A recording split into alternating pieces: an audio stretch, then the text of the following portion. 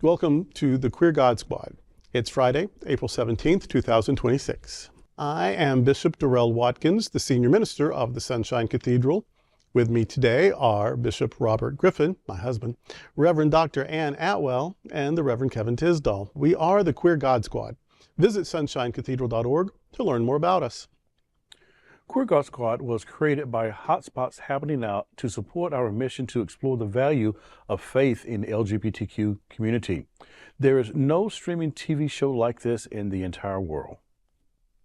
In 2026, we are celebrating the 41st anniversary of Hotspots magazine, with Queer News Tonight sharing over 14,000 stories and 12 million views so far.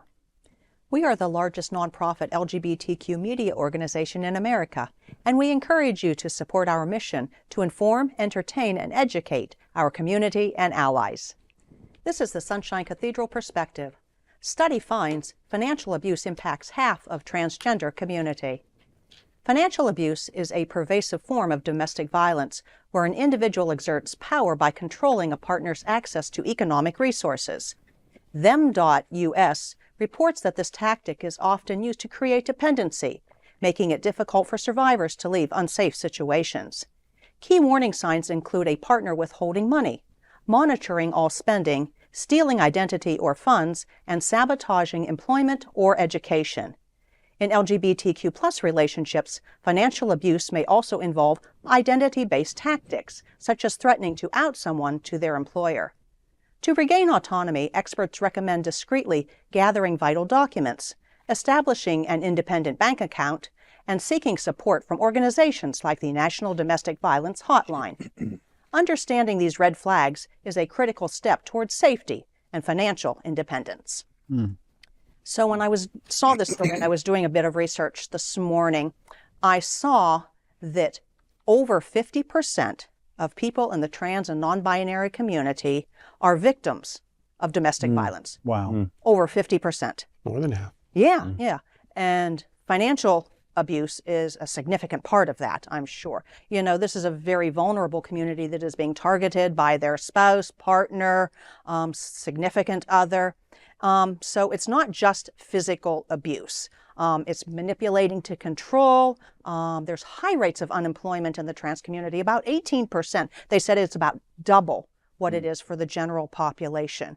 And then mistreatment from the legal system makes people reluctant to report this kind of abuse. So this is something I think that we really need to pay attention to. Yeah, I remember as a kid, I was born in the 60s, grew up in the 70s and 80s, and I used to say it was a different time back then, but that time seems to be on its way back with a vengeance. But I grew up in the Bible Belt, and so being a queer kid without any role models or anyone to tell you, help you work it out. I didn't even know there were books about it in the library. Just completely in the dark. And so, and even before I knew what it was, somehow the bullies always know. Yeah. Somehow they can figure it out. So the world is a scary place to me. But I come home and that should be the safe place. Yeah. But it wasn't. I had to lie about who I was, hide who I was. So I became very sort of reclusive and, stay in my room and just, because there was no safe place to be me. I couldn't be all of me anywhere at any time. And so, if I was a Jewish kid and people were anti-Semites, I could go home to my Jewish family and at least have safety. I couldn't go home to my queer family because I didn't have one. So I have a particular level of empathy for this because trans people, trans women, trans men, masculine presenting, feminine presenting, non-binary folk, they are being targeted by their government and by religion and by their communities. The one place they should be safe is in their home. Yeah. And so if they can't even be safe at home, and then because of political and economic pressures out in the world, they may feel so lucky just to have a home. And not have to be doing, sex work or whatever, or panhandling or what, that they may want to stay or choose to stay with that manipulation and abuse just because it's not on the street or whatever, or it's not in a courtroom or being denied your medication or whatever.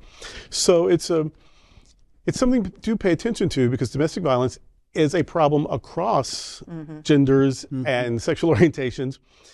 Trans people just can't get a break, it seems like, from any direction. And when you're not safe in your own home, that is a particular kind of evil.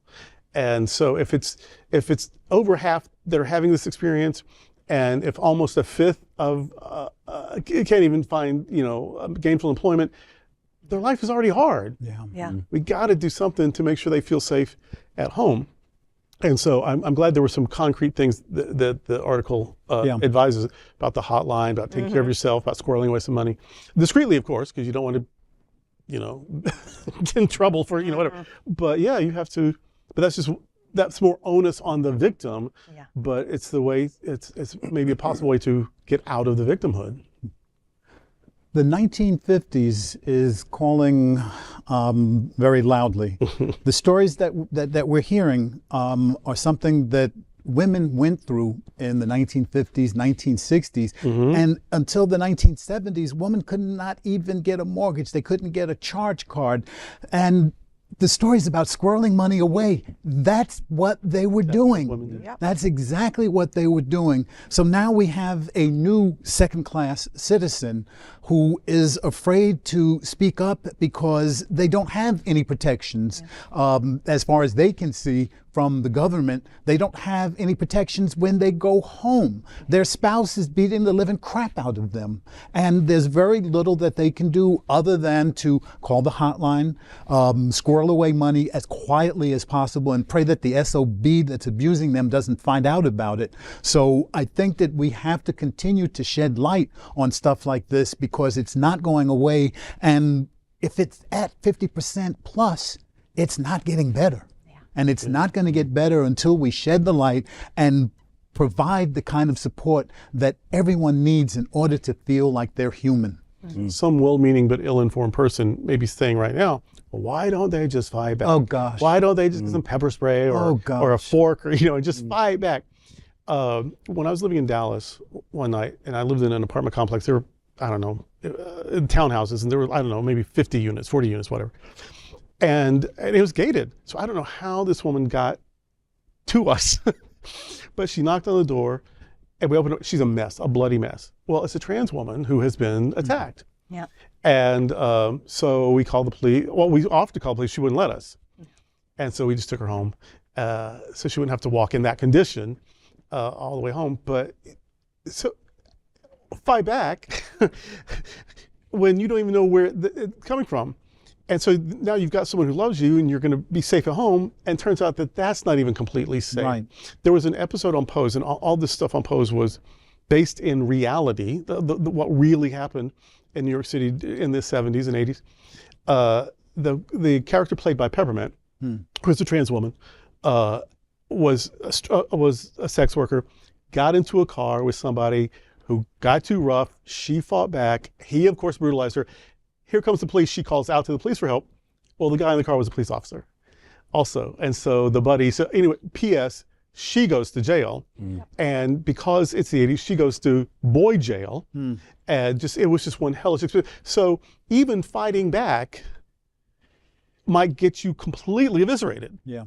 And so that's what you have to understand, that sometimes staying safe, the way you fight back is by being invisible or by having some secret Underground Railroad plan of getting out, because it's not evenly matched. No. Because the good old boys, they'll circle the wagons. They stick together.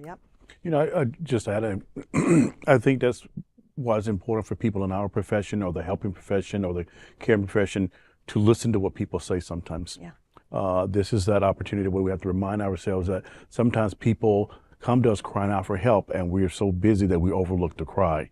And or a means to direct them to the proper resources. So I think this is just one of those reminders. Be mindful of people who are around you, because not everyone is presenting as they probably want to authentically present in those environments, and we have to be aware that we can be a resource for people as they reach out also. So I'm going to ask our producer if you'll pop that hotline back up one more time just so people can see that, just so that they have it available to them, and they can jot that number down. And you may know someone who's in this situation that you want to pass this number on to, or you may find yourself in a situation that you need to use them. Don't be afraid to use it. Don't be afraid to reach out. Help and support is there. Find the resources that you need to make yourself safe and happy and be in a healthy situation. Absolutely. And I say this every week of my life. But I want our trans audience to hear it in particular today. You are God's miracle and not God's mistake. Remember that. If no one else knows that, you and God get to know that. And that's today with the Queer God Squad. Thank you for joining the Queer God Squad today. We're here daily at 3 p.m. to have some fun and to discuss what our LGBTQ community is talking about. Please like and share this and other episodes of the Queer God Squad. Sunshine Cathedral is the world's leading progressive queer church. Progressive, queer, and God are words that naturally should go together. Remember that we're all in this together. Also remember, you're God's miracle, not God's mistake. Until next time, we are the Queer God Squad.